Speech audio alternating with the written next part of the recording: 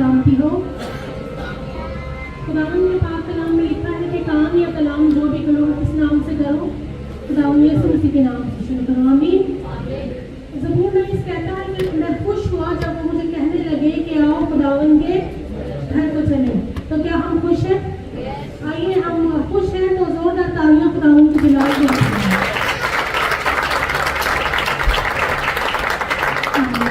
की आवाज में हम अपनी आंखों को बंद करेंगे, अपने सरों को झुकाएंगे और खुदावंद का शुक्र अदा करेंगे कि खुदावंद ने पूरे गुज़िश्ता वीक में हमारी बड़ी रहनुमाई की। हमने तेरे जी उठने के जश्न को और तेरी पूरी खुदावंद ने इबादत को बहुत अच्छे तरीके से किया। उस बात की तरह शुक्र अदा करते हैं और फिर हम आज खुदावंद एक बार फिर से तेरी हज़ूरी में जमा है। उस बात के लिए सब खुदावंद का शुक्रिया अदा कीजिए, उसकी शुक्रगुजारी करना शुरू कर दीजिए, क्योंकि जब हम उसकी हज़ूरी में आते हैं तो अपने लबों को खोल दीजिए, क्योंकि उसके कलाम में लिखा है कि जब तू अपने लबों को खोलेगा तो मैं तेरे मुंह को बरकतों से भर दूंगा। बरकत पाने का राज यही है कि जब हम उसकी हजूरी में आ जाए तो अपने लबों को बंद करके नहीं बल्कि अपने लबों को खोल कर उसकी शुक्रगुजारी करना शुरू कर दें। मैं चाहती हूँ कि मीटिंग के आगाज में आने वाले लोगों के लिए, प्रस्तुति और हमद सना के लिए, और जो लोग रास्ता में हैं दुआ में जो है वो पास्टर दिलशाद है, वो ओपनिंग प्रेयर में हमारी रहनुमाई करेंगे।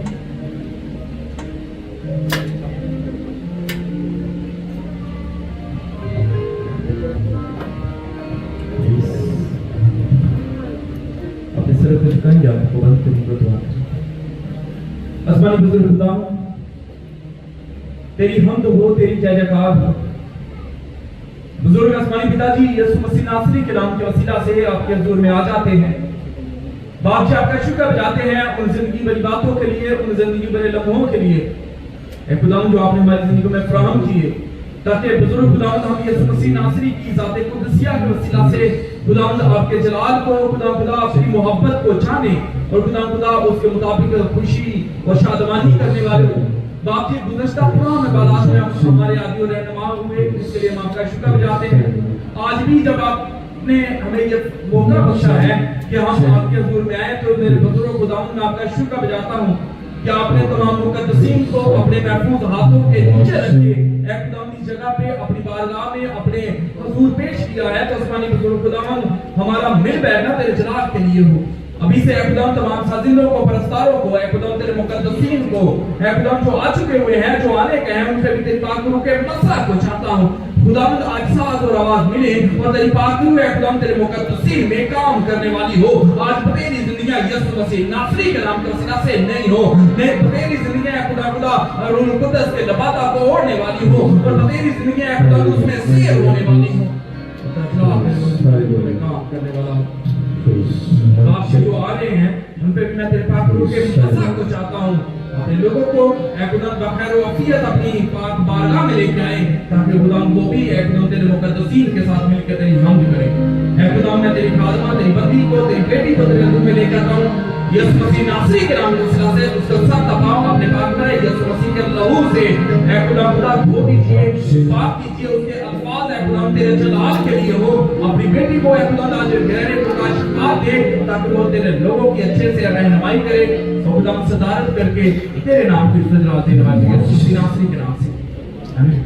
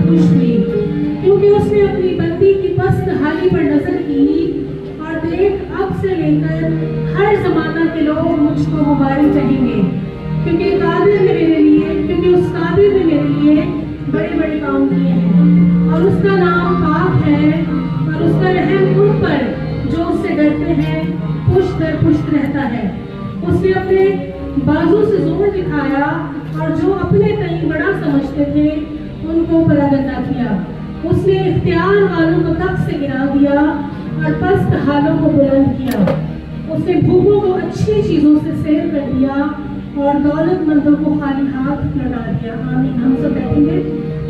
यहाँ पर हम देखते हैं कि जो मुकद्दसा मरियम है, क्योंकि जब कहा जाता है कि गुनाह औरत के वसीला से इस दुनिया में आ गया, तो औरत को जो है वो बहुत बुरी नजर से और उसको बहुत बुरा जाना जाने लग गया। लेकिन जब निजात उस औरत के वसीला से आई तो फिर उसने बहुत खुशी का हम्द का गीत गाया कि तूने मेरी जान को बहाल किया, मेरी जान जो है वो अब से खुदावंद की मदद रह करेगी। हालेलुया।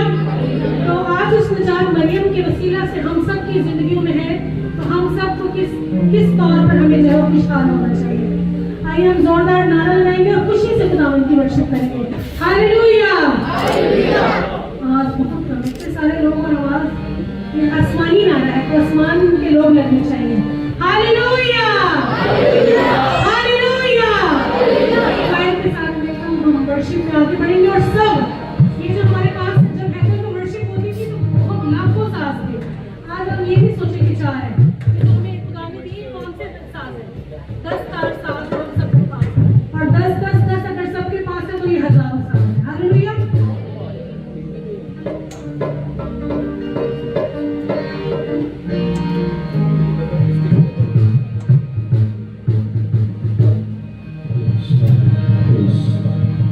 थोड़ा सा बोलिए हम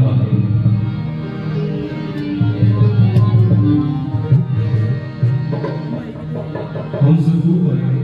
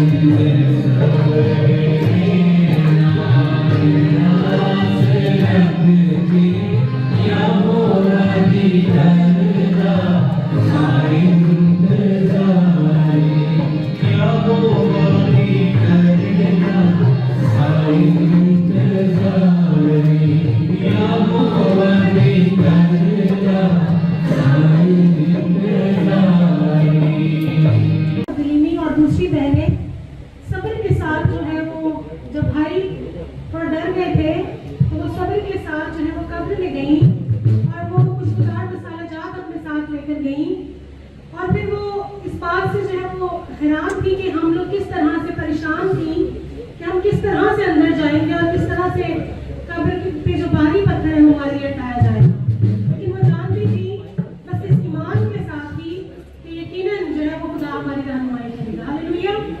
और जब वो वहाँ गई है तो उनको एक ऐसी आवाज सुनाई देती है, एक आवाज ऐसी जो दुनिया की किसी कब्र में से जो है वो नहीं आती, और वो आवाज थी कि जिंदा वो मुर्दों में क्यों ढूंढती हो। हालेलुया। हमारा खुदा जिंदा है, तो हम सब जिंदों की तरह हम सब खड़े होकर उसकी वर्शिप करेंगे। मैं चाहती हूँ कि पाए के साथ लेकर हम में आगे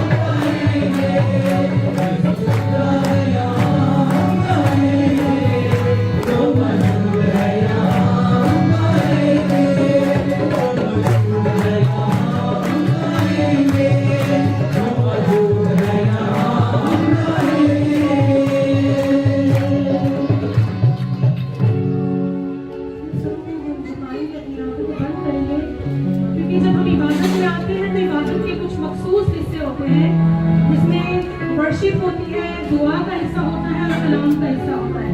तो हम कुछ लम्हे जो है वो दुआ में ठहरेंगे, अपनी आंखों को बंद ही रखेंगे और कुछ दुआएं दरख्वास्त है। सिस्टर मुसरत असलम है जो कि पार्किंसन डिजीज के साथ सफर कर रही है और उनके कुछ रिजल्ट्स भेजे हुए जिनके लिए उसके बाद उनका ट्रीटमेंट होगा। मैं चाहती हूँ कि भाई सैमसन हमारे दरमियान मौजूद है, वो सिस्टर के लिए खास तौर पर दुआ करेंगे, क्योंकि कलाम में लिखा है कि जब कलीसिया बाहम मिलकर बीमार के लिए दुआ करेगी तो बीमार जो है वो शिफा पाएगा। हम सब दुआ करेंगे, लेकिन सैमसन भाई हमारे साथ दुआ में रहनुमाई करेंगे। मालिक, हम दिल की गहराइयों से खुदा तेरी शुक्रगुजारी करते हैं तेरे इस प्यार और तेरी इस मोहब्बत के लिए तू बनी नौ इंसान के साथ रखता है।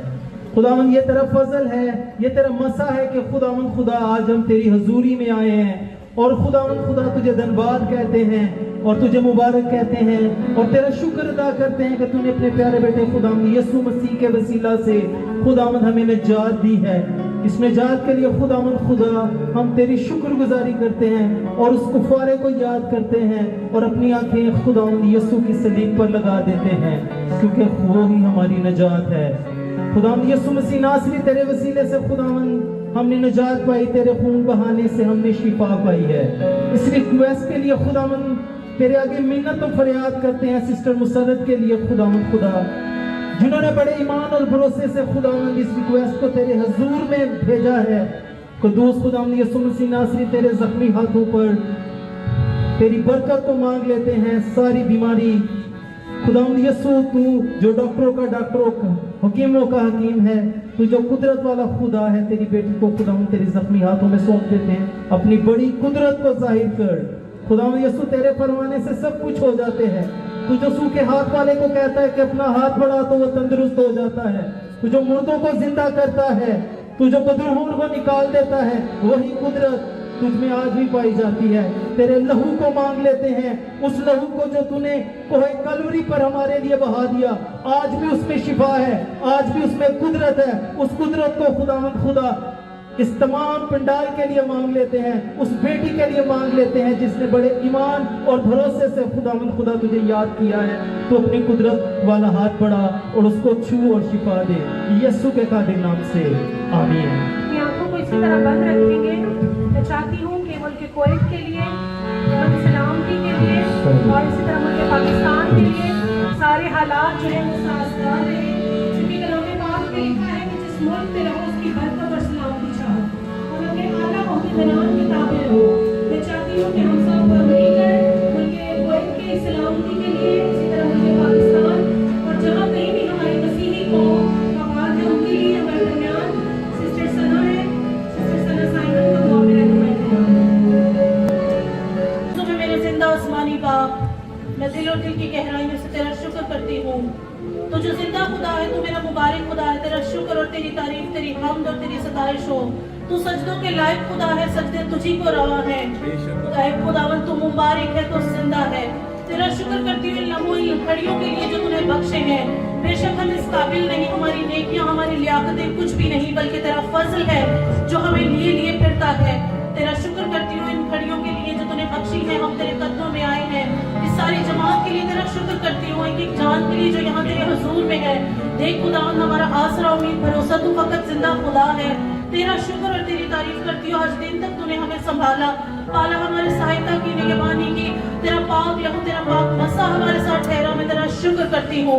आए खुदावंद इस कलीसिया के लिए तेरा शुक्र करती हूँ जो तू अपने लोगों में हाजिर होता है। आए खुदावंद जलाल के तख्त के सामने तेरे लोगों को लाती हूँ। तेरी शुक्रगुजारी करती हूँ तमाम लोगों के लिए जिन्होंने अपने दिलों को तेरे हुजूर में उडेला है। तेरा शुक्र हो, तेरी तारीफ आए खुदावंद। तेरा जलाल का तख्त यहाँ लग चुका है, तेरा मसा यहाँ ठहर चुका है। मैं तेरा शुक्र करती हूँ पाक मसा के लिए, जिस जो तेरी पाक हजूरी यहाँ आ चुकी है उसके लिए तेरा शुक्र करती हूँ। आए खुदावंद हम दोनों हाथों को फैलाए, सारी अमन सलामती को आए खुदावंद तेरे हुजूर में रख देते हैं। देख खुदावंद हम जब यहाँ पर देश में हैं तो अपने लोगों की हिफाजत करता है। तेरे वादे सच्चे हैं और जिंदा है। तू दुनिया के आखिर तक हमारे साथ है। तूने अपने लोगों को कभी तन्हा नहीं छोड़ा, चाहे आपकी भट्टियां हो, आए खुदावंद के कैदों बंद की सख्तियां हो, तू कभी अपने लोगों को नहीं छोड़ता। तू हर सख्ती में, हर आजमाइश में अपने लोगों के साथ खड़ा होता है। तेरी शुक्रगुजारी करती हूँ सारी अमन सलामती के लिए जो गायब हुई है। आए खुदावंद सारी फिजाओं को पाक कर, कुवैत के लिए, पाकिस्तान के लिए, सारे मसीही जहाँ जहाँ कहीं बसते हैं। आए खुदावंद हमारा आसरा, उम्मीद, तू जिंदा खुदा है। हम दोनों हाथों को तेरी ही तरफ फैलाते हैं और हमारी निगाहें तेरी ही तरफ है। आए खुदावन अमन और सलामती को कायम फरमा और हमेशा अब्दुल्लाबाद तेरा नाम जलाल पाए और किसी तरह तेरी शुक्रगुजारी में हम आगे बढ़ते चले जाएं और अपने रूहों को तैयार करने वाले हों, ताकि जब बादलों पर तू आए तो तेरे इस्तकबाल करने के लिए हमारी ये कलीसिया जा सके। आए खुदावन हमें तैयार होने का फजल बख्श दे। इबादत की बाकी मांदा हिस्से को तेरे हुजूर में लाती हूँ। आए खुदावन कलाम के लिए हमारे दिलों को तैयार कर, ताकि आए खुदावन हम अपने दिलों के लिए दिलों की ज़मीन को आए खुदावन तैयार कर सके और तेरे पाक कलाम को सीख सके। आए खुदावन एक बार फिर से तमाम मसीहियों के लिए, चाहे वो कुवैत में है, पाकिस्तान में है, जहाँ कहीं तेरे नाम को पुकारते हैं, अपने लोगों की हिफाजत फरमा और अपने लोगों का हामी और नासिर ठहर। जो कुछ मांगा है मेरा ईमान है तूने रहीम होकर बख्श दिया है। मांग लेती हूँ तेरे प्यारे बेटे अपने खुदावंद यीशु मसीह के वसीला से, आमीन। हम गीत गाएंगे, हालेलुया तारीफ करेंगे। ये सबको आता है, काफी पुराना गीत है। किसको आता है जरा हाथ ऊपर करें। अब जितने लोगों ने हाथ ऊपर किए हैं आपकी आवाजें भी आनी चाहिए, गाना आपके साथ। हालेलुया तारीफ करेंगे करेंगे, यीशु जी की तारीफ करेंगे करेंगे।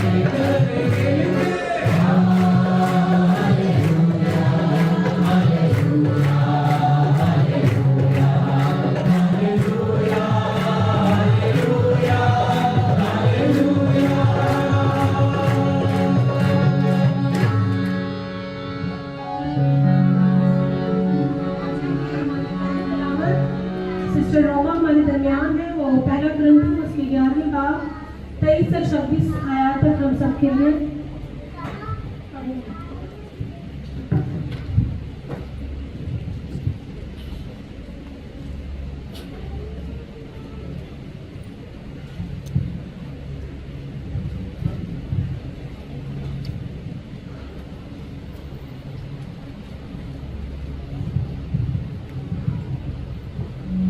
खुदावंद के पाक कलाम में से हमारे लिए ये पहली तलावत पहला ग्रंथियों उसका 11 बाब उसकी 23 से 26वीं आयत तक।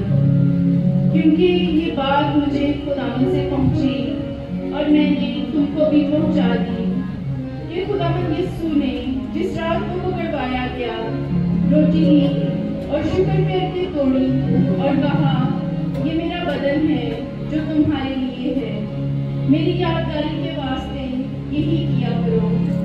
इसी तरह उसने खाने के बाद प्याला भी लिया और कहा, ये प्याला मेरे खून में नया अहद है, जब कभी पियो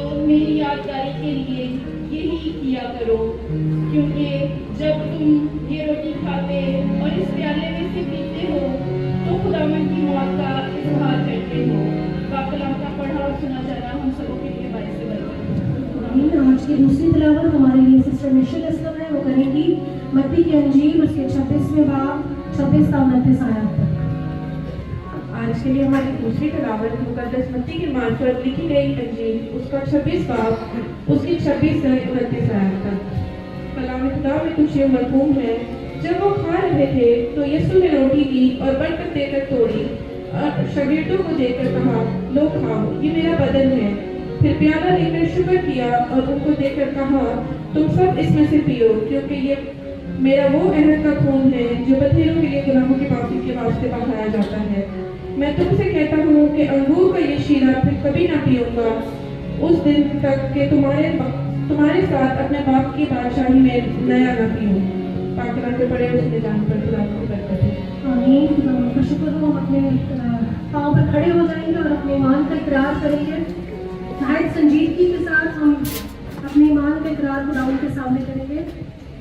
मैं ईमान रखती हूँ खुदाए कादिर मुतलक पाक पर, जिसने आसमान और ज़मीन को पैदा किया, और उसके इकलौते बेटे हमारे खुदा यीशु मसीह पर, जो रूह कुदस की कुदरत से पेट में पड़ा, हमारी मरियम से पैदा हुआ, पैंतुस पिलातुस की हुकूमत में दूध उठाया, मसलूब हुआ, मर गया और दफन हुआ, आलमी अरवाह में उतर गया, तीसरे दिन मुर्दों में से जी उठा, आसमान पर चढ़ गया और कादिर मुतलक पाक की दाहिनी तरफ बैठा है, जहाँ से वो जिंदों और मुर्दों की अदालत करने को आया।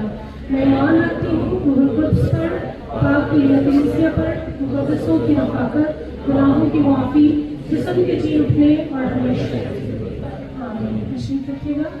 हम वायद के साथ मिलकर बस मुख्तसर तौर पर एक वन कोर्स लाएंगे, क्योंकि आज होली कम्युनियन है तो हमारे पास टाइम की कुछ नहीं है।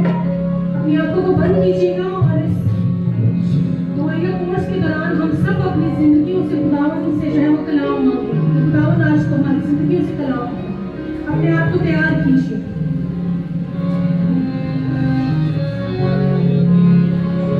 मैं चाहूंगा कि इस कोर्स के दौरान हम सब खड़े हो जाएं और आखिरी सब भी हमको तैयार करेंगे अपने आप को खुदा के कलाम के लिए।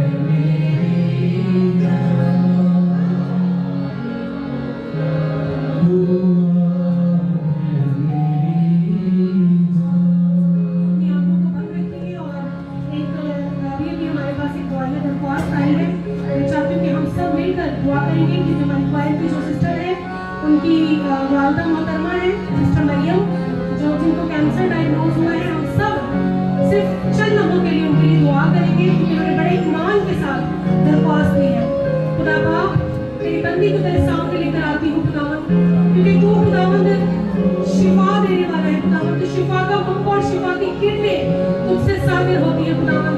लाइलाज बीमारियां खुदावंद और हर किस्म की बीमारियां खुदावंद जो इंसान की सोच से भी परे है खुदावंद, तो शिफा देने वाला है, तो रोग निवलसान है खुदावंद। शिफा की कितनी तुझसे साबिर होती है और खुदावंद तो शिफा देने वाला खुदावंद है। इसी तरह सिस्टर सारा जिनका ब्लड प्रेशर आएगा उसको खुदावंद तेरी सलीब की धारा के नीचे लेकर आती हूँ। सिस्टर मरियम को जिनके बाजू में शदीद तकलीफ थी खुदावंद तूने शिफा बख्शी, तेरा शुक्रिया अदा करती हूँ। और खुदावंद इसी तरह खुदावंद हर किस्म की बीमारी से खुदावंद बेटियां बची रहे खुदावंद, तू ही शिफा देने वाला खुदा है। और अब खुदावंद मैं बड़ी आजी के हुजूर में तेरे सामने आती हूँ खुदावंद, तेरा कलाम जो हम सबकी जिंदगियों के लिए तेरे कानून बना ले, क्योंकि खुदावंद तूने सब नामों से ज्यादा अफजल अहमियत अपने कलाम को बख्शी है। आजकल तेरा कलाम हमारी जिंदगियों के लिए, हमारी बेहतरीन नसीहत के लिए खुदावंद, तेरा कलाम जो बंद गुदे को चीरता हुआ हमारे दिल के तख्तियों पर नक्श हो जाए और खुदावंद अपने कानून बंदा को सर से पांव तक छू लेना और खुदावंद आग तक तपाया हुआ कलाम बख्श देना। तेरा कलाम हमारी बेहतरीन और नसीहत के लिए हो और आज का तेरा कलाम पूरे का पूरा भला हो और इब्लीस से छुड़ाने ना पाए, बल्कि खुदावंद 100% भला हो।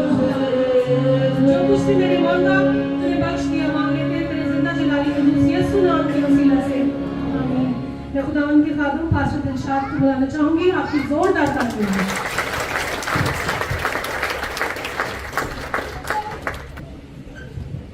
अब यहोवा और उसके लगते जिगर मेरे और आपके मसीहा की लाजवाब बेमिसाल और उत्तम नाम में आप सबों की सलामती हो। आसमानी बाप का शुक्र बजाते हैं गुज़श्ता सारे हफ्ते के लिए जिसमें खुदा ने हमें अपने हाथों के नीचे रखा और हमें ये फजल बख्शा कि हम खुदावंद यीशु मसीह की फतह-याबी की ईद में शामिल हो सके। अजीजों, जैसे कि आप जानते हैं कि आज हम खुदावंद के मेज में खुदावंद के खून और बदन में शामिल होने को हैं, तो इसलिए इस मेज की अफादियत, यीशु मसीह के लहू की अफादियत और उसके बदन की अहमियत और इसमें शामिल होने के जो मफादात हैं या जो अफादियत है उसको उजागर करने के लिए आज हम खुदा के कलाम में से सीखेंगे कि क्यों खुदा को यह बात पसंद आई कि खुदा होली कम्युनियन के अक्स को ऐसे अतीत में दिखाता है और इसकी कामलियत या इसकी कंप्लीशन जो है वो ऐसे जदीद में लेके अपने बेटे में आके इसको कंप्लीट करता है। अजीजों, आम फहम में या आम लोगों में होली कम्युनियन को या इशाया रब्बानी को कई नामों से या कई अल्फाज से जाना और पहचाना जाता है, जैसे पाक ईशा, खुदावंद का मेज, पाक फसा, यूखरिस्तिस और लॉर्ड सपर। इसके अलावा भी कई और अल्फाज हैं जिनमें इस पाक रस्म को, यादगारी को जाना और पहचाना जाता है। हमने दो तलावतें सुनी। पहली तलावत पहला ग्रंथियों उसका 11वां बाब 23वीं से 26वीं आयत और इसी तरह से मुकद्दस मत्ती रसूल की अंजील उसका 23वां बाब 26वीं से 29वीं आयत। अलीसुन, खुदावंद हमसे हम कलाम होता और हमें वो बातें बताता है जो हमारी जरूरत है।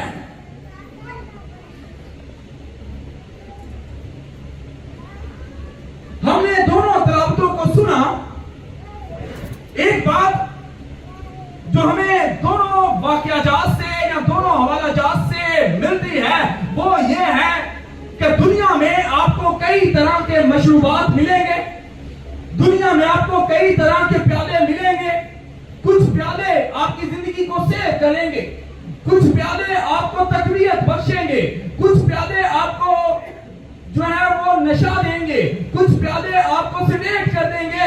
लेकिन जिंदगी में वाहिद एक प्याला है जो कुव्वत से भर के गलबा देता है और गलबे से भर के अख्तियार देता है और अख्तियार से भर के आपको यीशु मसीह के बदन और उसके खून और उसकी जिंदगी में शामिल होने का हक बचता है। और वो प्याला मेरे मसीहा का लहू है, वो प्याला मेरे मसीहा का बदन है, और इससे बढ़ के कोई दूसरा प्याला हमें दुनिया में दिखाई नहीं देता।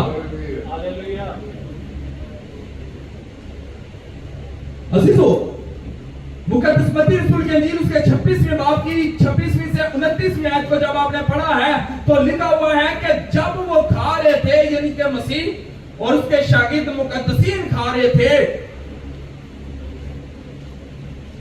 तो यीशु ने रोटी ली और बरकत देख के तोड़ी और शागिर्दों को देकर कहा कि खाओ। अब जब आपने पिछले जुमेरात को, जो कि पाक जुमेरात है, जो कि आखिरी फसह की रात है, कलीसियाओं में पाक जुमेरात को मनाया गया, और ये वो जुमेरात है जिसमें मसीह ने 2 बड़े काम किए। एक, यीशु मसीह ने अपने शागिर्दों के पांव धोए, और दूसरा, यीशु मसीह ने उनको फसह में शामिल किया।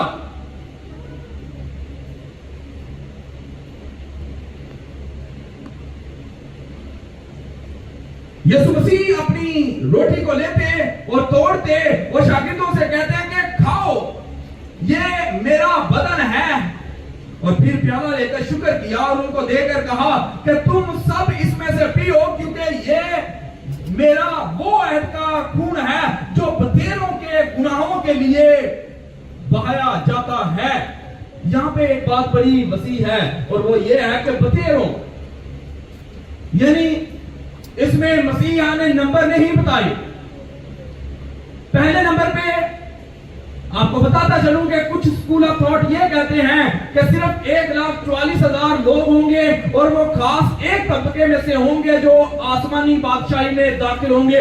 लेकिन वहां पे उन लोगों को आप ये जवाब दे सकते हैं कि मसीहा के मुंह की बातें ये हैं कि मसीहा कहते हैं कि बतेरों के गुनाहों की माफी के लिए बहाया जाता है, यानी ये लहू वो कुदरत का लहू है कि मैं कहता हूं कि ये जिस पे लगा दिया जाए, अगर अंधे उसके बोलने से, लंगड़े उसके कहने से, बदरू गिरफ्ता उसको देख के और मुर्दे उसकी आवाज सुन के बोल सकते हैं, तो ये लहू अगर पत्थर पे भी लगा दिया जाए तो वो पत्थर भी जीती जान हो जाएगा, क्योंकि ये लहू किसी परे का लहू नहीं है, ये लहू मेरे मसीहा का लहू है, और ये वो लहू है जो मरकज देखता और कहता है कि ये खुदा का बेटा है। जो लंगिनस कहता है, उसकी आंखों पे जब लग जाता है तो वो उस लहू के वसीला से बीना हो जाता है और कहता है कि मैं अब मसीहा का हूं। ये लहू पत्थर पे भी लग जाए तो वो जीती जान हो जाएगा। हालेलुया। लेकिन हम जब इसको पीछे पढ़ते हैं, हम इसकी तारीख को पढ़ते हैं, तो तारीख हमें यह बताती है कि हमें ईद फसह की हिस्ट्री मिलती है।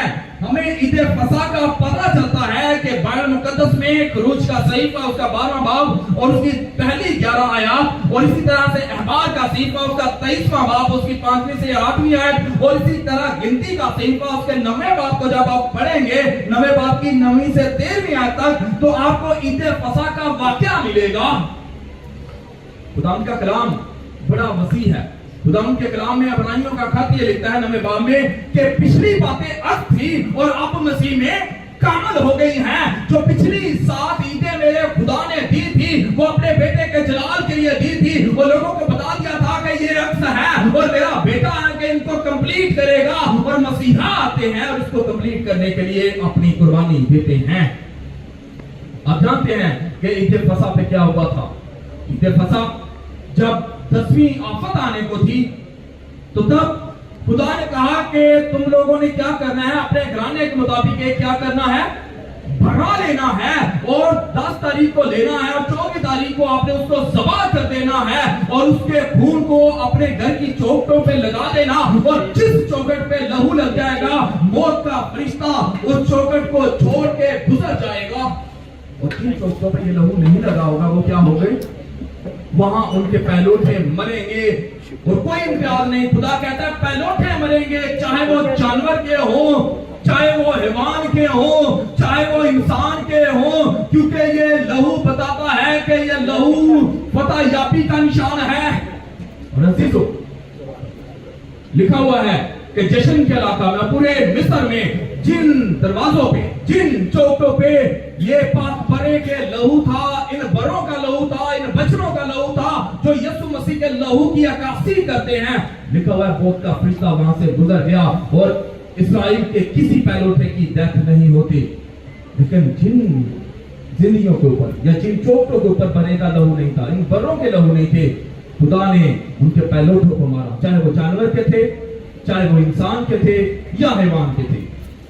लेकिन अजीजों, एक बात तो ये हो गई कि ये मसीहा की तकमील है, और ये ईद फसा मसीहा की अभी जो हमने ईद मनाई है, जो हमने रेज़रेक्शन मनाई है, इससे पहले जो हमने जो है वो ईस्टर या गुड फ्राइडे बेसिकली जो हमने सेलिब्रेट किया था, ये उसी बात की या उसी ईद की तकमील थी।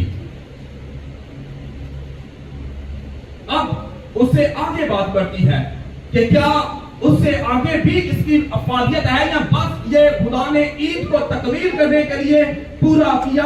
नहीं, इससे बढ़ के और वेद हैं और हम उन वेदों को देखेंगे। अजीजों, अब जब मसीहा ये कहते हैं कि मेरे खून को पियो और मेरे बदन को खाओ, तो शागिर्द भी चुकन्ना हो जाते हैं, वो भी परेशानी या शशोपंज में पड़ जाते हैं कि कहते अतीत में ये खुदा का कलमा, ये कलमा तजस्सुद खुद कहता है कि किसी जानवर के खून को मत पीना, किसी की चर्बी को मत खाना, किसी के गोश्त को उसके खून समेत मत खाना। लेकिन अब ये खुद फरमा रहे हैं कि मेरे बदन को भी खाओ, मेरे लहू को भी पियो। ऐसा क्या वेद है? लेकिन वो नहीं जानते थे वजह क्या है। अजीजों, हवाला जात लिखते जाइएगा, वक्त कम है, मैं बताऊंगा। पैदाइश 9वें बाब की 4थी आयत में लिखा हुआ है, गोश्त को खून समेत मत खाना, क्योंकि उसमें जिस्म की जान है। एहबार 3रे बाब की 17वीं आयत में लिखा हुआ है, नस्ल दर नस्ल तुम चर्बी या खून मुतलक को ना खाना। यहाँ पे बात चर्बी की भी आ रही है और खून की भी बात आ रही है। एहबार 7वां बाब उसकी 26वीं आयत में लिखा हुआ है, किसी परिंदे या चौपाए का खून ना खाना, जो खाए वो काट डाला जाए, यानी वो वाजिबुल कत्ल है। एहबार 19वें बाब की 26वीं आयत में लिखा हुआ है, तुम किसी चीज को खून समेत ना खाना। एहबार 17वां बाब उसकी 14वीं आयत में लिखा हुआ है, जिस्म की जान खून में है, इसलिए किसी किस्म के जानवर का खून ना खाना। लेकिन मसीहा अपने शागिर्दों से खुद कहते हैं कि मेरे खून को पियो और मेरे बदन को भी खाओ। अब वो कहते हैं कि क्या मसीहा हमें मरवाना चाहते हैं? लेकिन अजीजों, इसके पीछे भेद है। कितने लोग हैं जिन्होंने कभी खरगोश को ज़बह किया है या ज़बह होते हुए देखा है? कभी किसी ने खरगोश ज़बह किया हो? जितना मर्जी खरगोश को दौड़ो, उसके अंदर से खून खत्म नहीं होगा। जितना मर्जी धोते जाए, उसके अंदर से खून खत्म नहीं होता। इसलिए खरगोश मना है, हम नहीं खाते, मुकद्दसीन नहीं खाते। आज दुनिया में सबसे एक्सपेंसिव सूप जो है वो थाईलैंड में है, और वो सांप के खून का सूप है। लेकिन एक चीज आपको बताता चलूं, खुदा ने मना क्यों किया था? कभी आपने सोचा है कि क्यों? कलाम यह फरमाता है कि जान है, और जो चीज जान रखती है वो जहां पे भी मुंतकिल होती है अपना असर रखती है। इसीलिए जब आप बात करते हैं तो आप ये कहते हैं कि अफ्रीका के जंगलों में कबाइल पाए जाते हैं, और वो क्या है? जंगली नस्ल के हैं या जंगली तबीयत के हैं। उनके अंदर हैवानियत है, वो हैवान है, वो इंसान को देखते हैं और उस पे कूदते हैं, उनको कत्ल कर देते हैं। क्यों? वजह यह है कि वो जानवरों का खून गोश्त खा खा के उनके अंदर उनकी तबीयत आ गई है। अगर अजीजों, इंसान के अंदर जानवर जो कि थोड़ी मुद्दत का है, जिसके खून की मुद्दत थोड़ी है, जिसके खून की कुव्वत थोड़ी है, उसको लेके ईमान बन सकता है, तो मेरे मसीहा के खून क्यों ना असर करेगा? उसका खून भी कुदरत और अख्तियार रखता है, और जो कोई उस लहू को ले लेता है वो इंसान होते हुए रूहानी हो जाता है, वो जिस्म में होकर जलाली हो जाता है, क्योंकि मसीहा का खून भी अपनी अफादियत और अपनी कुदरत को जाहिर करके हमारी इंसानियत को जलाल में बदल देता है। हालेलुया। अगर जानवर के खून से इंसान की तबीयत या उसकी नेचर बदल सकती है, तो मेरे मसीहा का लहू तो मुर्दा हड्डियों में भी जान डाल देता है। आमीन। इसलिए मसीहा ने यह कहा था कि जानवर का खून नहीं पीना, लेकिन खुदा का खून आपके लिए मैसर है, उस खून को पी लो, और जो कोई उस खून को पिएगा वो जीती जान हो जाएगा। मसीह फरमाते हैं कि अगर तुम गोश्त नहीं खाते और लहू नहीं पीते, ये मसीहा के लहू की बात है, तो कहते हैं कि अगर तुम गोश्त भी नहीं खाते और मेरे लहू को भी नहीं पीते तो तुम में जिंदगी नहीं। यहाँ पे आम जिंदगी की बात नहीं हो रही, यहाँ पे रूहानी जिंदगी, यहाँ पे आसमानी जिंदगी, यहाँ पे जलाली जिंदगी और आने वाले आसमान के जलाल की जिंदगी की बात हो रही है। यहाँ पे नए ऐद की बात हो रही है, यहाँ पे नए यरूशलेम की बात हो रही है, और यहाँ पे उस बरगज़ीदगी की जिंदगी की बात हो रही है जो यहाँ पे नहीं आसमानों पे होगी। मसीहा कहते हैं कि अगर तुम खून और बदन को नहीं लेते तो तुम में जिंदगी नहीं। यानी पाक इशाक को लेना जरूरी है। मैं इसको जरूरी नहीं कहूंगा, मैं इसको कहूंगा कि वाजिब है, वाजिब तरीन है।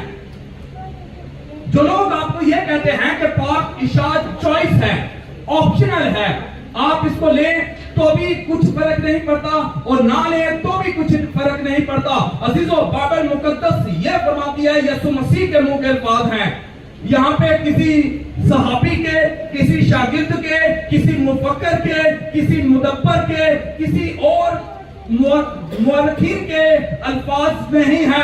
यहाँ पे किसी शागिर्द ने नहीं बोला, यहाँ पे किसी और ने नहीं बोला, बल्कि मसीहा ये फरमाते हैं कि जो कोई मेरे खून को नहीं पीता और मेरे लहू को नहीं लेता और मेरे बदन को नहीं लेता, उसमें जिंदगी नहीं।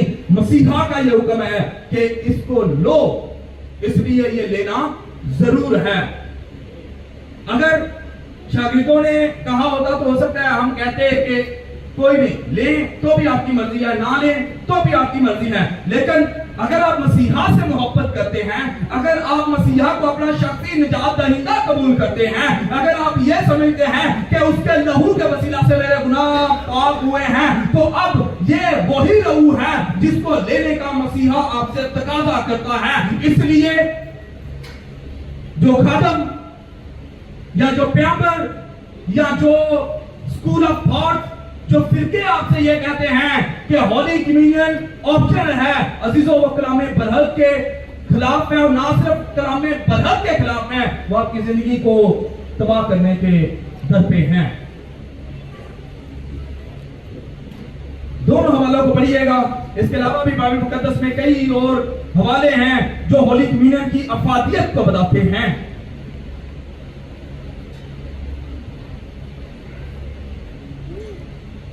दूसरे पत्रस के 3 बाब की 16वें आयत में लिखा हुआ है, क्योंकि हमारे पास नबियों का वो कलाम है जो मानो और सहीफों के लोग क्या करते हैं, इस कलाम को दूसरे पत्रस के 3 बाब की 16वीं आयत को जब आप पढ़ेंगे तो खुदा के कलाम में लिखा हुआ है कि लोग क्या करते हैं, कलाम को, उसके मानों को, उसके अफादियत को, उनकी डिक्टेशन जो है या उनकी कमेंट्री जो है अपने लिए इस तरह से बना लेते हैं, लिखा हुआ है खींच तान करके अपने लिए क्या करते हैं, हलाकत पैदा करते हैं। ये मत सोचिएगा कि आप कलाम की जिस तरह से जैसे मर्जी आप इसकी तशरीह करते हैं, आप खुदा के कटहरे में नहीं आएंगे। खुदा के कलाम में लिखा हुआ है कि तुम में से लोग उस्ताद ना बने, क्योंकि उस्ताद ज्यादा सजा के लायक होंगे। इस जगह पे खड़े होना जहां पे मैं खड़ा हूं, यह कोई आम बात नहीं है। ये ऐसा ही है जैसे वो हम कहते हैं अपने सर को कोठरी छुपाना कि ओखली छुपा देना, ठीक है, ये ऐसे ही है। ये ऑप्शनल नहीं है अजीजों, ये आसान नहीं है। शागिर्द होना बाइसे मुसर्रत है और उस्ताद होना बाइसे बरकत भी है, लेकिन ये ऐसे ही है कि जैसे आप खुद कांटों के रास्ते से गुजरे और अपने आप को बचाते चले जाएं। इसलिए अजीजों, अगर खुदा के कलाम की गैरत आपकी जिंदगी में है, अगर आप कलाम की अफादियत को जानते हैं, अगर आप कलाम के गहरे पहलुओं को जानते हैं, तो ही टीचर बने। वरना वो लोग जो कलाम को खींच तान करके दूसरों की हलाकत का सबब बनते हैं, मसीहा कहते हैं बेहतर था वो पैदा ही ना होता, और अगर पैदा हुआ तो उसके गले में चक्की का बड़ा पार डाल के उसको कहां फेंका जाए? समंदर के दरमियान में फेंक दिया जाए। मेरे अजीजों, ये प्याला बायस बरकत है, ये प्याला बायस जिंदगी है, ये प्याला बायस तब्दीली है, ये प्याला उन प्यालों में से नहीं जो आपकी तबाही का सबब बनते हैं, बल्कि मैं जब इसके लिए किताबें पढ़ रहा था, मैं कुछ वीडियो देख रहा था, मैंने लोगों की जिंदगियों की तब्दीलियां देखी, मैंने लोगों की जिंदगियों के जो है वो टेस्टिमनी सुनी, मैंने लोगों के मुंह से वो जिंदगी की बातें सुनी कि वो ये कहते हैं कि हमने जब पूरे ईमान के साथ, हमने पूरे ध्यान के साथ, हमने खुदा पे तवक्कल करके जब इस प्याले को लिया, तो हमने अपनी जिंदगी में मौजूदात होते हुए देखे। लोगों के अंदर से कैंसरस सेल्स जो हैं, लोगों के अंदर से जो पॉलिप्स हैं, लोगों के अंदर से एब्नॉर्मैलिटीज जो हैं, वो इस लहू के वसीला से जाती रही, क्योंकि जब बोली जिस्म में जाती है तो असर करती है। अब बात यीशु के लहू की है, अगर उसका लहू आपके जिस्म में उतरेगा तो क्यों कर आपको ना बदलेगा। हालेलुया। इसलिए इस प्याले में हर जीनत, हर साहिब फहम जो अकल रखता है, जो यीशु मसीह को अपना शख्सी निजात दहिंदा कबूल करता है, एटलीस्ट वो इस प्याले में जरूर ठहरे। और जो समझते हैं कि वो यीशु मसीह से उनकी कोई लगाव नहीं, यीशु मसीह उनके लिए कुछ वैल्यू नहीं रखते, उनके लिए ऑप्शनल हो सकता है, लेकिन मैं फिर भी ये कहूंगा, इस प्याले को ईमान रख के पिए, इस मेज में शामिल हो। ये प्याला आपको यीशु मसीह की जात में उसके अंदर भरने का शर्त बख्शेगा। मुकद्दस मत्ती रसूल के इंजील उसके 26वें बाब के 18वें आयत में जब आप देखेंगे तो लिखा हुआ है कि यीशु मसीह को पता है कि उसकी मौत का वक्त आ चुका हुआ है, उसकी मौत का वक्त नजदीक है, लेकिन तो भी वो शागिर्दों से आखिरी फसा की बात कर रहा है। कि ये अगर ऑप्शनल होता, अगर यीशु मसीह को पता होता कि इसका कोई फायदा नहीं है, तो मैंने आपको पहले बताया है कि यीशु मसीह ने 2 काम किए, उनमें से एक काम आखिरी फसा था। अगर इसकी अफादियत ना होती, अगर इसका फायदा ना होता, तो यीशु मसीह दोपहर को निकल जाते और जाके कलवरी के पहाड़ पे दुआ करते, लेकिन इसकी अफादियत थी। मेरे मसीहा ने अपनी दुआ का वक्त भी इसके लिए दिया और अपने शागिर्दों के साथ आखिरी फसा मनाया। अब अगर कोई आपको ये कहता है कि इसकी कोई अफादियत नहीं, तो आप उसको बता सकते हैं कि अगर इसकी अफादियत नहीं, तो मेरे मसीहा ने मसरूफ होने से पहले, दुख उठाने से पहले भी इसको पूरा क्यों किया। दूसरी बात, जब आप ईमान का सहीफा उसका दूसरा बाब उसकी 42वें आयत को पढ़ते हैं, तो वहां पे हमें पता चलता है कि शागिर्दों ने भी ये रस्म अदा की। कुछ लोग आपसे ये भी कह सकते हैं मसीहा ने कर लिया, कंप्लीट हो गया, उसके बाद कुछ भी नहीं, हमें कहीं पे भी दिखाई नहीं देता। ईमान दूसरा बाब उसकी 42वें आयत में लिखा हुआ है कि शागिर्द जो है, जो मुकद्दसीन है, मुकद्दसीन की ये जो जमात है, ये 4 बातों में हमेशा इकट्ठे होते, तालीम पाने, रफाकत रखने, दुआ करने और रोटी तोड़ने में। इसलिए अगर आप ये चाहते हैं कि ये लहू आपकी जिंदगी में से आपके दुखों को, आपकी जिस्मानी कमजोरियों को, आपके जिस्म की मुश्किलों को, आपके जिस्म के अंदर पाए जाने वाली एब्नॉर्मैलिटीज को, आपके जिस्म के अंदर अबलीसी तासीरों को, आपके जिस्म के अंदर जो भी एंटी क्राइस्ट बातें हैं या चीजें हैं, अगर आप ये चाहते हैं कि कोई चीज धो ले, तो अजीजों कोई पानी, कोई डिटर्जेंट, कोई दूसरा प्याला आपको धो नहीं सकता। दुनिया में वाहिद एक ही प्याला है, एक ही लहू है, एक ही कुव्वत का लहू है, जो मेरे मसीहा का लहू है, और वही सब कुछ धोता है। इसीलिए लिखा हुआ है कि उसके बेटे यीशु मसीह का लहू हमें तमाम गुनाहों से पाक करता है। इसलिए इस प्याले को अपनी जिंदगी में ले, इस बदन में ठहरे, और जो कोई इस बदन में और इस प्याले में ठहरेगा, आप अपने अंदर एक तब्दीली को देखेंगे। ईमान से यीशु मसीह के बदन को ट्रांसफॉर्मेशन के साथ, तब्दीली के साथ, एक रूहानी तब्दीली के साथ ले, और जब आप लेके अपने घरों में जाएंगे तो खुदा से तवक्कल करिए और ईमान से देखिएगा कि खुदा ने इस बदन और इस मसीहा के प्याले के वसीला से आपको रूहानी तौर पे बदल दिया है। और खुदा के कलाम में लिखा हुआ है कि मसीहा ये कहते हैं कि मैं अब इस प्याले में कभी ना ठहरूंगा जब तक कि मैं दोबारा ना मुकद्दस मत्ती रसूल की अंजील में।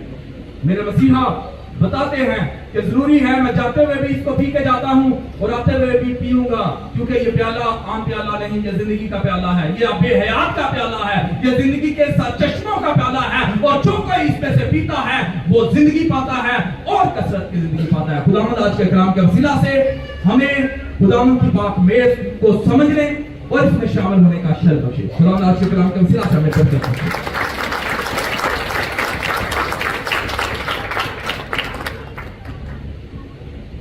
मैं चाहूंगा खुदाम के दोनों खादमीन आगे आ जाएं और हम उनके साथ मिलकर खुदाम के पाक मेज में शामिल होंगे।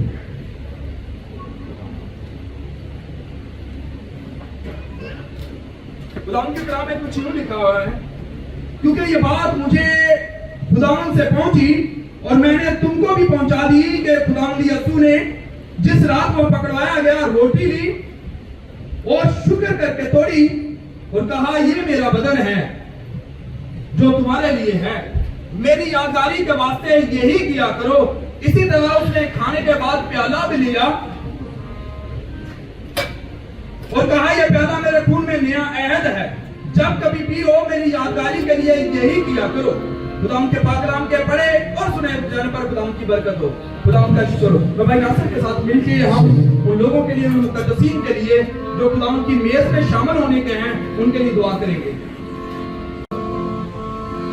जिंदा खुदा, तुझे अब्राहम, याकूब, इसराइल का खुदा है, तो तू जिंदा है। तुझे अपने पुकारने वालों की आवाज को सुनता है। तू जो अपने लोगों को बचाने के लिए खुदावंद एहतमाम करता है। हम तेरा शुक्र करते हैं खुदावंद कि तू हमें ये पाक रोटी का एक जरिया सोचता है, जिसके वसीले से खुदा तू हमें अपने जिस्म का हिस्सा होने के लिए बुलाता है। खुदावंद तेरे शरीर से उतर बहते लहू को खुदावंद हमारी जिंदगी के लिए मांगता हूँ।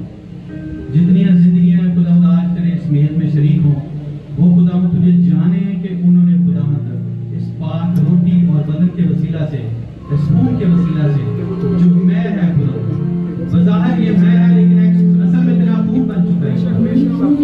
खुदा तो अपनी जिंदगियां बदले हैं खुदा, और जिंदगियां तुझे जाने हैं खुदा, तेरी कुर्बत में अपने कदम बढ़ाए और खुदा तेरा खून और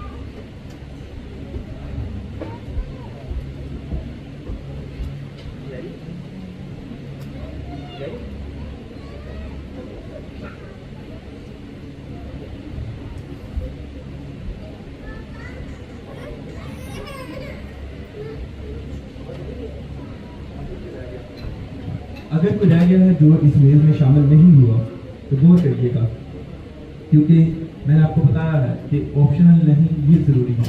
अगर आप मसीह की तालीम पे, उसके हुक्मों पे अमल करना चाहते हैं तो ये भी ज़रूरी है कि आप उन चंद हुक्मों में, जिनमें ये भी एक हुक्म है, आप इसको पूरा करें। अपने सर को झुकाएंगे, आंखों को बंद करेंगे और दुआ करेंगे।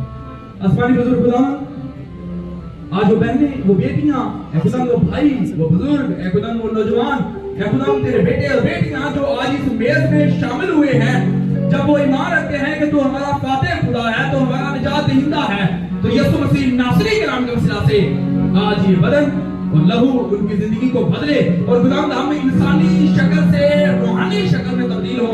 तेरा नाम हमारी जिंदगी में चलते फिरते जलाल पाए, यीशु मसीह नासरी के नाम से।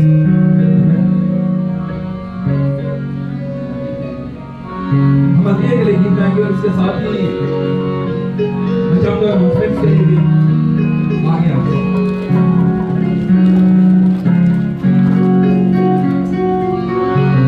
इससे बेहतर कि थैलियां तैयार हैं।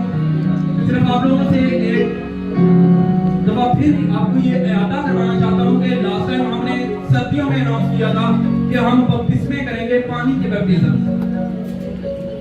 अजीजों, वो बहनें, वो भाई जो पानी के बैप्टिज्म में, वाटर बैप्टिज्म में शामिल होना चाहते हैं, वो अपने नाम मैनेजमेंट कमेटी में या मुझे किसी को भी दे सकते हैं और हम इधर पार्क हाउस में, जो चर्च का हाउस है, यहाँ पे बैप्टिज्म करेंगे।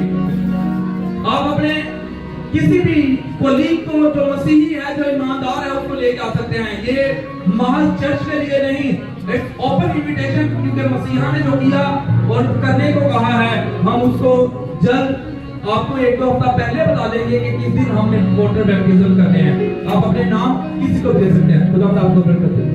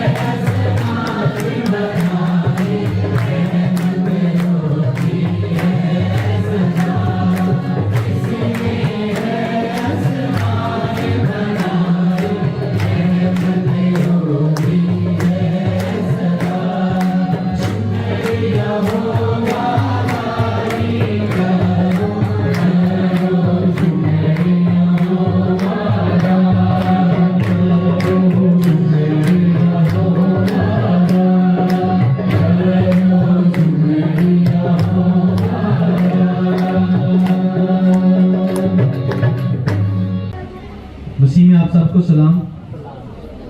कैसे हैं सब लोग? कैसे आप सब लोग? ठीक, शुक्र है खुदा का कि हम सब ठीक हैं। ईस्टर का हफ्ता हम सब ने बड़ी धूमधाम से मनाया।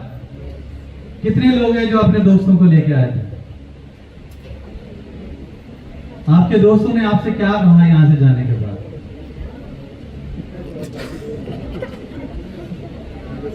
किसी ने पॉजिटिव बात की आपसे? अच्छा लगा? हमें भी बहुत अच्छा लगा। और मैं चाहता हूं कि हम इस तरक्की करते हुए चर्च को मजीद तरक्की याफ्ता बनाएं, क्योंकि जब तक खुदा के लोग खुदा के घर में नहीं आते, खुदा का घर नहीं सकता। अगर आप बात करें तो बहुत सारी जगहों पे आप देख सकते हैं जो दूसरे ममालिक है, वहां पे चर्च जब खाली होते हैं तो क्या होता है? क्योंकि दुनिया में कोई भी कौम तब तबाह होना शुरू होती है जब उसे अपने अजीजों कारब के जो अफकार हैं उनके ऊपर एतमाद न रहे। तो मेरा ख्याल है हमें तो यीशु पे बड़ा एतमाद है, और यीशु हमें चर्च में आने की बात करता है। उसने चर्च का क्रिएशन किया तो हमें उसको कायम रखना है। क्या ख्याल है? चलिए, मुझे लगता है इत्तेफाक नहीं कर रहे आप मेरी बात से, तो फिर जोर से बोलिए। मैं आप सब बहन भाइयों से एक बात शेयर करना चाहता हूं कि पिछले वीक जहां खुशी की बात हुई वहां कुछ गम भी हुए। कुछ लोग हमें छोड़ के जाने पानी से चले गए, और कुछ लोग इबादत करने गए एक खास मकाम पर जो गवर्नमेंट ऑफ कुवैत की तरफ से अलाउ नहीं था। 12 लोग थे जो गिरफ्तार हुए और डिपोर्ट हुए। उसमें खुशनसीबी ये है कि हमारा पाकिस्तानी कोई भी नहीं था, लेकिन ये बात बिल्कुल ठीक है, आपसे कर सकते हैं। अगर कोई था तो मुझे इल्म नहीं। 12 लोग डिपोर्ट हुए क्योंकि वो प्रेयर करके जब बाहर निकले, पुलिस ने उनसे पूछा कि आप कहां से आए, किधर जा रहे हैं, तो उन्होंने बताया हम चर्च से आए, सुनो हाथ। तो फिर यहाँ से मसला शुरू हुआ, और जो बंदा वहां पे पकड़ा जाता है 3 महीने मैक्सिमम, और फिर जल्दी हो तो छोटे थाने उसको जल्दी बाहर भेज दिया जाता है, और आपका सामान आपको उठाने नहीं देंगे। अगर कोई आपका दोस्त आपको सामान आपका पहुंचा दे तो आपको नसीब है। उसके साथ साथ एक और वाकया पेश आया। आप अपने बच्चों से प्यार करते हैं, जिन्होंने अपने बच्चे यहाँ बुलाए हुए हैं, मैं उन सबसे ये मुखातिब हूँ। जो बच्चा 17 साल से कम है वो कोई भी स्मोक करने का उसको परमिशन नहीं है गवर्नमेंट की तरफ से। एक बच्चा था, वो चर्च से जा रहा था, उसकी जेब में वाइप था। रात के 3 बजे के वक्त उसको उठा के ले गए और उसको मारा गया। इतना मारा तो उसका दांत भी तोड़ दिया गया। फिर उसके घर वालों ने जाकर उसको छुड़ाया। तो मेरी आप सबसे गुजारिश है कि अपने बच्चों का और अपने मसीही होने का कम अज़ कम ख्याल करें, क्योंकि अगर हमारी वजह से किसी भी जगह पे कोई बात आएगी तो उन्होंने ये नहीं कहना कि यार ये नासिर ने कर दिया, मसीहों ने कर दिया। तो प्लीज अपनी आइडेंटिटी पे थोड़ा सा गौर करें, एम्बेसडर बने मसीह के, और अच्छे एम्बेसडर बने। मेरा आपसे सबसे गुजारिश है प्लीज। उसके साथ साथ जो डिस्पोजेबल हम चीजें इस्तेमाल करते हैं उनको डिस्पोज ऑफ बड़े अच्छे तरीका से करें। बहुत शुक्रिया आपका। एक चीज और बात मैं कहना चाहता हूं कि हम आप सब लोगों को ट्रांसपोर्ट मुहैया कर रहे हैं। जो आप ही का पैसा है जो आप चर्च में डालते हैं उसी को हम आपके लिए यूज करते हैं। लेकिन एक वक्त था जब बहुत सारे लोग थे जिनको सैलरीज नहीं मिल रही थी, तो सामो कहीं ना कहीं हमने सपोर्ट किया उनको। हमने नहीं किया, खुदा ने हमें सोर्स बनाया, हमारी कोई हैसियत नहीं। लेकिन अब जबकि काफी सारे लोग तनख्वाह ले रहे हैं, तो हमने गुजारिश की थी कि पर माह 5 केडी ट्रांसपोर्ट की मद में जमा कराएं, लेकिन उसमें तकरीबन 40 केडी हमें टोटल वसूल हुए थे, जबकि हमारा 1 वीक का ट्रांसपोर्ट नॉर्मल दिनों में 60 केडी से तजावज कर जाता है। और उसके बाद हमने कहा था कि 1 केडी जमा कराएं आप। होता ही है कुछ लोग चर्च में महीने में 1 दफा आते हैं, उसको 5 केडी देना मुश्किल लगता है। लेकिन अगर आप रोज आ रहे हैं तो 1 केडी देना तो कोई बड़ी बात नहीं है। मैं अगर जहारा से आऊं तो मुझे 8 केडी देने पड़ते हैं अगर मैं सिंगल ही टैक्सी पे आता हूं। और अगर मुझे 1 केडी में आना पड़े तो मुझे तकलीफ तो नहीं होनी चाहिए, खुश होना चाहिए मुझे। तो प्लीज इसके लिए ताउन करें। मेरे ख्याल आज हमने ग्रुप बनाया है, तो जो भी लोग होंगे वो हमसे जरूर ताउन करें। और अगर देखें अगर 10 केडी भी आपकी बस ले रही है, अगर आप हमें 2 केडी भी देते हैं तो कम से कम 8 केडी तो चर्च को 2 केडी का तो कहीं ना कहीं से मार्जिन मिलता है। अब बहुत सारे लोग ऐसे जिनको अभी तनख्वाहें नहीं मिली हैं, उनकी मदद करना हम पे फर्ज है। हमारी की गई थी तो हमने भी करनी है, आप ही गिड़कार नहीं मारना।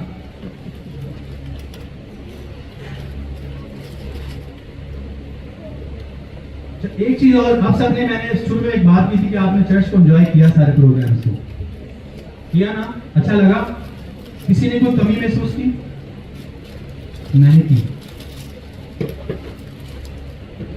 शामिल कलवरी से लेके आज तक, और पहले भी हम करे थे, कुछ तो हमारे जो डॉक्टर साहब थे वो चले गए, उसकी वजह से थोड़ा हमारा साउंड सिस्टम वीक हुआ।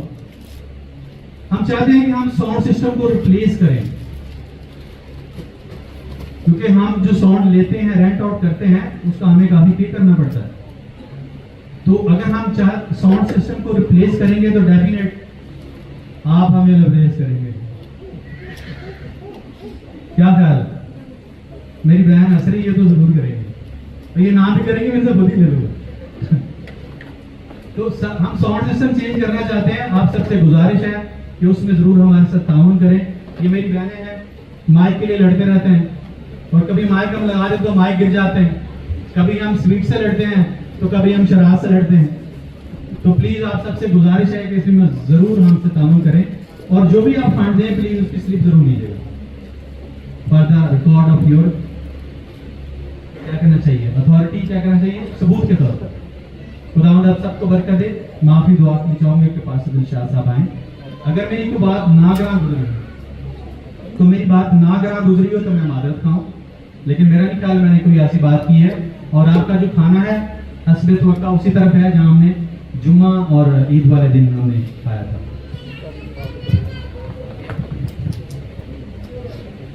आपके ईमान के लिए मैं बताता चलूं कि जो चर्च का कैमरा है वो भी आप ही में से एक बहन ने दिया था।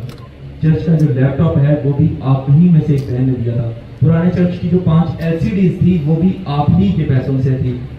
ये चीजें आज वो LCDs दूसरे चर्च यूज कर रहे हैं, लेकिन डेफिनेटली खुदा का नाम इसको जला पा रहा है। हम इस मुल्क में नहीं रहेंगे, हम बाहर जाते हैं 10, 20, 30, 40 दिनार का खाना खा लेते हैं, तो क्या खुदा को कुछ नहीं दे सकते? आपका 1 दिनार भी खुदा के जलाल के लिए इस्तेमाल होगा तो डेफिनेटली ये आपके लिए और आपसे बाद आने वालों के लिए पैसे बरकत होगा। खुदा आप सबको बड़ी बरकत दे। अपने सरों को झुकाएंगे, आपको बंद करेंगे और दुआ करेंगे। आसमानी बुजुर्ग खुदावंद तू जो भला है, हम तेरा शुक्र चाहते हैं खुदावंद कुदूस हक तआला परवरदिगार जी, आप अपने लोगों को हर तरह से बरकतों पे बरकतें और रहमतों पे रहमतें देते हैं। आपका शुक्र हो। आपने हमें तंदुरुस्ती दी, शिफायाबी दी, आपने हमें अपने जलाल के लिए एकदम कसरत से इस्तेमाल किया। इसके लिए हम आपका शुक्र बजाते हैं कि खुदावंद आपने हमें अपने एलचियों की तरह अंजीर की मुनादी और खुदावंद यीशु मसीह के जी उठने की खुदावंद ईद में शामिल किया। हम इसके लिए आपका शुक्र बजाते हैं मेरे बुजुर्ग खुदावंद। जब हम आज उसी मेज में यीशु मसीह के बताए हुए कानून के मुताबिक, उसके दिए हुए हुक्म के मुताबिक आज हम यीशु मसीह के लहू और बदन में ठहरे हैं, तो बाप जी हमें इसकी अफादियत को समझने का भारी शर्त है। खुदावंद हमें हमेशा खुदावंद इस बदन में, इस लहू में शामिल होने की खुदावंद बड़ी कमाल वफादारी के साथ जुर्रत दे, ताकि हम इसके वसीला से बदले जाएं। हमारी जिंदगी में यीशु मसीह है। बाप जी जब हम इस जगह से जाते हैं तो आपके जलाल के लिए खुदावंद चाहते हैं तेरे मुहाफिज़ीन फरिश्तेगान है खुदावंद हमारे हादी और रहनुमा। मेरे बुजुर्ग खुदावंद हाथों की इन कमाई पे जो आपके मुकद्दसीन ने खुदावंद आपके जलाल के लिए, खुदावंद आपके घर के लिए दी है, इस पे आपके पाकरों के मसा को चाहता हूं और चाहता हूं खुदा ये आपके खुदावंद घर की खिदमत के लिए इस्तेमाल हो।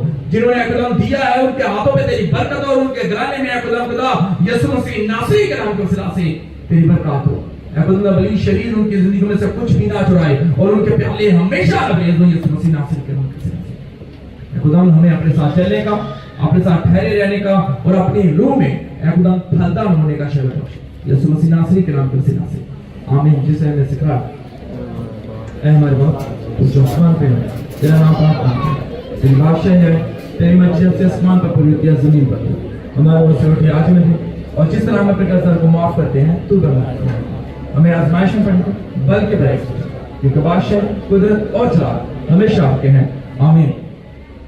अब हमारे खुदावंद यीशु मसीह का फजल, खुदा बाप की मोहब्बत, पाक रूह की रिफाकत और शराकत आप सबके साथ, आपके घरानों, आपके अजीजों, आपकी कलीसियाओं और दुनिया के कुल मुकद्दसीन के साथ आपसे लेके हमेशा तक होती रहे।